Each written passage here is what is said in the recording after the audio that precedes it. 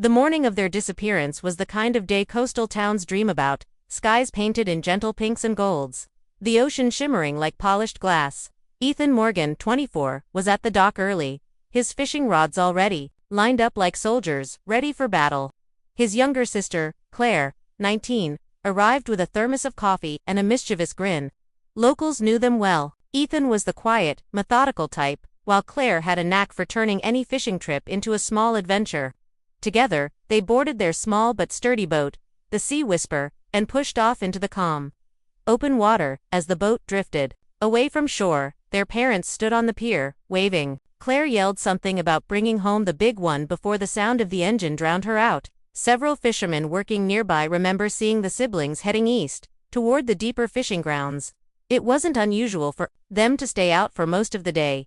Ethan took his fishing seriously, and Claire had an uncanny patience for the slow, quiet hours at sea. Nothing about that morning hinted at the storm that was about to engulf their lives. By midday, a few radio transmissions placed them nearly 15 miles offshore. Ethan checked in with another fisherman, reporting clear skies, steady wind, and a promising haul. That was the last anyone heard from them.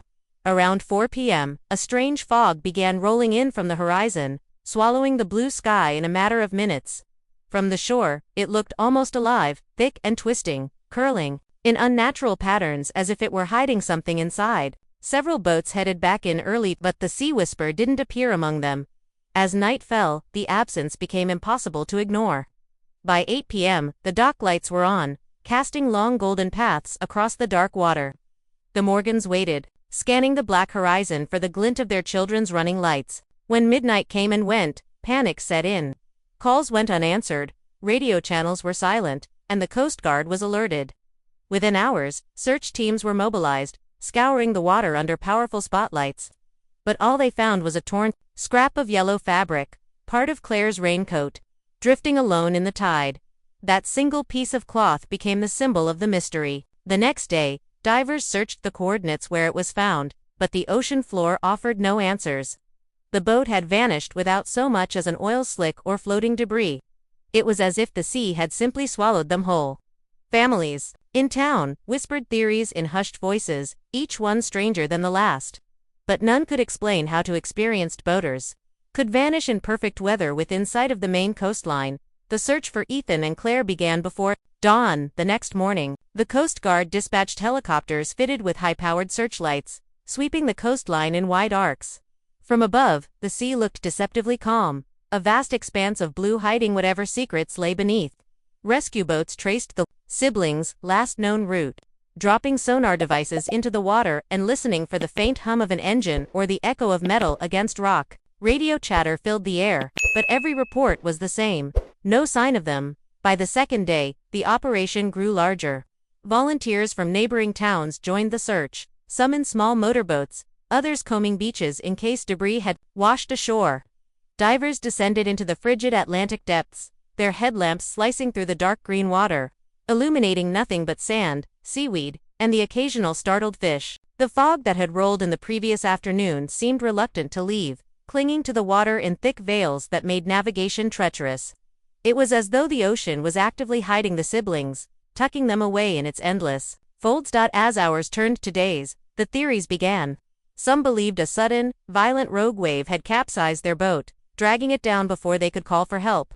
Others whispered about illegal trawlers operating far offshore, boats that wouldn't hesitate to silence witnesses. But there were stranger stories to talk of uncharted currents that could pull a vessel miles away in hours, or a dead zone where compasses and radios failed, leaving ships to drift until they were lost forever. Each idea seemed more desperate than the last, born out of frustration and the aching need for an answer. The Morgans refused to accept defeat. Their father spent each morning on the pier, binoculars in hand, scanning the horizon until his eyes burned from the salt air. Their mother taped missing posters to shop windows and ferry terminals, her hands shaking but determined. At night, the porch light stayed on, casting a warm circle of hope into the darkness, just in case the siblings found their way home. The town rallied around them, but the sympathy in people's eyes carried an unspoken truth after a certain point. The ocean rarely gives back what it takes. By the third week, the Coast Guard's official stance shifted from search and rescue to recovery. The words landed like stones in the Morgans' hearts. Maps were rolled up, equipment was packed away, and the sea returned to its indifferent rhythm. The case was filed under Lost at Sea, a phrase that offered no closure, only a haunting emptiness. But to the Morgans, it wasn't over. Deep down, they believed something had happened out there that went beyond storms or accidents, something the search crews had never even considered. And they were right. Few people outside the family knew that Ethan had a quiet obsession with safety gear. While most young fishermen trusted their instincts and the weather forecast, Ethan trusted technology. Months before the trip, he had purchased a small weatherproof satellite locator beacon, an outdated model, but reliable enough to send an emergency ping if activated. He had mounted it discreetly inside the cabin of the Sea Whisper. Away from view, it wasn't connected to any Coast Guard network. Instead, it was privately linked to an account he managed, one that could only be accessed with a personal login. After the official search was called off, that beacon became the Morgans' only thread of hope. Their father, David, would log in every month without fail. The ritual as much about staying connected to his children as it was about finding them. He'd type in the password, watch the spinning icon load, and then see the same blank map staring back at him. No coordinates, no signal, nothing to tell him his children were still alive. He never stopped checking, even when his wife gently urged him to let go. Years passed, the routine turning into something almost mechanical. Rain or shine, holiday or weekday, David sat at the old desk in the corner of the living room, the faint glow of the monitor illuminating his tired face. Sometimes he would stare at the empty map, long after logging out, imagining what might have happened if he had gone with them that day. Friends told him the beacon's battery had surely died years ago, but he refused to believe it. Technology fails, he'd say, but not hope, not if you keep it alive. Then, one rainy October evening, the impossible happened. As David logged in, the familiar map appeared, but this time, a faint red dot blinked against the deep blue of the ocean. At first, he thought it was a glitch. The device had never sent a signal in all those years. But the coordinates were precise, pointing to a remote section of the North Atlantic. It wasn't near any major shipping lanes or fishing grounds. In fact, it was hundreds of miles from where Ethan and Claire had last been seen. His hands trembled as he zoomed in, realizing the location was in the heart of a stretch of ocean infamous among sailors for strange disappearances. What chilled him most wasn't just the location, it was the movement. The red dot was drifting, slowly, deliberately, as though the beacon wasn't lost at sea at all, but aboard something that was very much alive. At first, David stared at the blinking red dot, convinced it was some cruel malfunction. 7 years of silence, and now suddenly, the beacon was alive. He double-checked the login credentials, refreshed the page, and even ran the coordinates through a separate mapping program. The numbers were the same every time. The signal was real. His breath caught when he saw the timestamp. The ping had been sent just 15 minutes earlier. That meant whatever was carrying the device was still out there, moving. He printed the coordinates and spread out a nautical chart on the dining table. The location sat in the middle of a vast, empty stretch of the North Atlantic, far from any trade routes or islands. The nearest landmass was over 100 miles away, and the area was marked with ominous notes in old maritime records: unreliable currents, compass errors, unexplained sightings. Sailors had nicknamed it the Hollow Sea, a place avoided, not for storms, but for stories. Even modern shipping vessels gave it a wide berth, claiming the waters there felt wrong. As the hours passed, David couldn't pull himself away from the monitor. The dot moved slowly, but not aimlessly. Its path curved, almost as if following an invisible trail. Sometimes it stopped for several hours before resuming, like a predator resting before continuing its hunt. Every movement was deliberate, and every stop seemed to occur in a different patch of ocean with no visible reason. It didn't drift like a piece of debris. It traveled like a vessel. The more he watched, the colder he felt. He called the Coast Guard with the coordinates, but the operator's voice shifted from polite interest to guarded caution when she heard the location. After a moment's pause, she told him their jurisdiction didn't extend that far and suggested he avoid chasing maritime legends. Her choice of words only made him more determined. If the authorities wouldn't help, he'd find someone who would. But before he could take action, something changed. As he sat there, eyes fixed on the screen, a second ping appeared, not from the middle of the ocean, but from the exact spot Ethan and Claire had vanished 7 years earlier. The two signals pulsed in perfect sync, as though connected. Somehow, speaking to each other across hundreds of miles of open water, it didn't take long for David to assemble a crew willing to chase the signal. Most fishermen in town refused, citing superstition or the sheer danger of sailing that far into open water. But his brother-in-law Mark, a hardened seafarer with 3 decades of experience, agreed without hesitation. "If they're out there, we'll find them," he said, his voice carrying the weight of both promise and warning. They chartered a sturdy vessel, the Mariner's Call, and stocked it with enough provisions, fuel, and equipment for a 3-week journey. At the center of their gear was a laptop linked directly to the Locator beacon's feed, its pulsing red dot acting as their compass. The first few days at sea were deceptively peaceful. The water stretched like a sheet of glass beneath an endless sky, and dolphins occasionally trailed the ship's wake, a comforting sign of life in an otherwise empty expanse. But Mark noticed strange quirks in their instruments almost immediately, the compass needle twitching without cause, GPS coordinates lagging or momentarily freezing, and the depth gauge reading impossible figures, as though the ocean floor beneath them was rising and falling like a slow breath. David brushed it off at first, telling himself it was just faulty equipment, but unease settled into the pit of his stomach.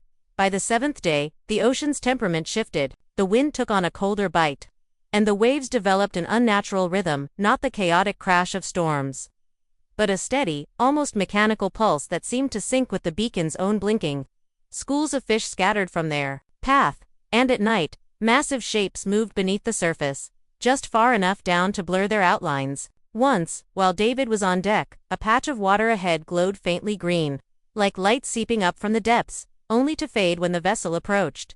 The men spoke less as they sailed deeper into uncharted waters. The Locator's movements grew more deliberate, and its pauses more frequent, as though whatever carried it knew they were following. The air itself seemed heavier, thick with salt, and a strange metallic temps that made their throats dry. Every sound, the creak of the hull, the slap of waves, felt amplified, carrying an odd echo, as though the sea itself was listening. On the 11th night, the wind died completely, and the ocean went flat as a mirror. They drifted in the stillness, surrounded by a suffocating silence broken only by the occasional groan of the ship's wooden frame. That's when the signal surged, the red dot making a sudden, sharp move, straight ahead, stopping just beyond the reach of their floodlights. Mark, standing at the bow, pointed into the darkness. "There," he said in a voice barely above a whisper. "Something's waiting for us." The fog came without warning. One moment, the horizon stretched endlessly in all directions. The next, a thick white curtain swallowed the world. It muffled the sound of the waves, the cry of gulls, even the steady hum of the Mariner's Call seemed muted. The Locator signal pulsed faster, the red dot now fixed ahead of them, almost daring them to continue. Mark throttled down the engine, unwilling to plow blindly into whatever lay ahead. The air was damp and icy, clinging to their skin like a cold breath. Then, through the swirling mist, a shadow began to take shape. At first, it was nothing more than a jagged outline against the pale shroud, but as they inched closer, the details sharpened. A hole, weather-beaten and streaked with salt, nets hanging in tatters, and the faded name Sea Whisper scrawled across the bow. It looked decades older than the day Ethan and Claire had sailed it, as though the ocean had aged it far beyond the years. David's heart slammed against his ribs. It was their boat. It was right there. No movement came from the deck. The railings were slick with moss and barnacles, and the windows were dark, reflecting only the shifting fog. There were no other vessels in sight, no signs of distress flares or life rafts.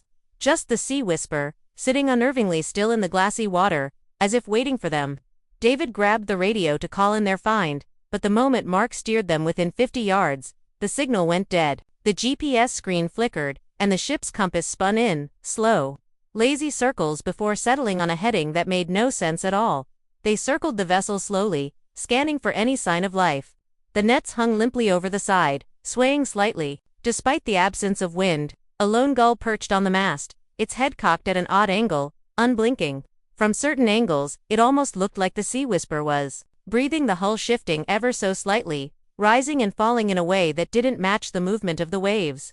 David tried to convince himself it was just the water playing tricks on his eyes, but deep down, something primal told him it was more than that. Mark killed the engine, and silence rushed in like a tide. For a long moment, no one moved. Then he turned to David, his voice barely audible. "We have to board her." The words hung heavy in the fog, carrying the weight of a choice they couldn't take back. Somewhere beneath their feet, the locator beacon was still pulsing, its steady rhythm like a heartbeat in the dark. The ladder leading up to the Sea Whisper's deck was slick with algae, each rung groaning under their weight. The wood felt spongy, waterlogged from years of exposure, yet the boat itself sat perfectly balanced in the still water, as if anchored to something unseen below. When David's boots hit the deck, the first thing he noticed was the smell. Not the expected stench of rot or decay, but something faintly metallic, sharp in the back of his throat. The second thing he noticed was the silence. No creak of ropes, no slap of waves against the hull. Just stillness. The deck looked almost untouched, as if Ethan and Claire had stepped away only moments earlier. Coiled ropes lay neatly by the bow, tackle boxes were latched shut, and the fishing rods stood in their holders, lines neatly wound. Even stranger, a cooler sat beside the cabin door, still latched when Mark opened it. Inside were fish packed in ice, their eyes glassy, but fresh, not the dried husks one would expect after 7 years. David's hands shook as he touched the cooler, feeling the cold radiating from within. Inside the cabin, the air was warmer, and dust motes floated in the dim light, filtering through a single grimy porthole. On the small table, a journal lay, open. The pen beside it had rolled slightly into a groove in the wood, as if set down in haste. The last entry was dated just 2 days ago, the ink still dark and unblemished. "We're not alone. Don't follow the light." The handwriting was undeniably Claire's, looping, neat, and unmistakable. David traced the words with trembling fingers, his mind struggling to accept the impossible. Mark moved toward the narrow sleeping quarters, pulling back the thin curtain that separated them from the cabin. 2 sleeping bags lay unrolled, blankets, still tangled from use. There were half-empty water bottles, a deck of cards mid-game, and a small battery-powered lantern, still glowing faintly. None of it fit the timeline. The supplies were too fresh, the batteries too strong, the air too lived in. It was as though Ethan and Claire had just stepped outside and would be back at any moment. David grabbed the boat's radio, flipping through channels until static gave way to a faint signal. "This is David Morgan aboard the Sea Whisper. We've found the vessel." Requesting immediate, his words cut off in a burst of high-pitched distortion. Then came a muffled, distant scream from somewhere deep within the ship, followed by the unmistakable rush of water flooding into an enclosed space. The radio went dead. Beneath them, something massive shifted in the water, tilting the deck ever so slightly, and then the beacon's steady ping fell silent. The fog thickened until the Sea Whisper was nothing but a ghostly silhouette against the black water. David and Mark's voices were lost in the static of the dead radio, their shouts swallowed by the oppressive silence. The last thing the crew of the Mariner's Call saw before the fog closed in completely was the Sea Whisper slowly drifting backward, not with the current, but as if being pulled by invisible hands into the depths of the hollow sea. No trace of the rescue team was ever found. Days later, the locator beacon returned to life, its red dot blinking steadily in the exact same coordinates as before, as though it had never moved. It still pings to this day, each pulse a heartbeat echoing across the ocean, calling out to anyone curious or foolish enough to follow. Some say Ethan and Claire are still out there, caught in a place where time doesn't flow the way it should. Others whisper that the Sea Whisper isn't a boat anymore, but something that wears the memory of one. Something that waits for those who come looking. And if you ever sail far enough into the North Atlantic, you might hear it, the faint tap of a beacon, somewhere beneath the waves. Just remember Claire's last warning, scrawled in her journal not so long ago: don't follow the light.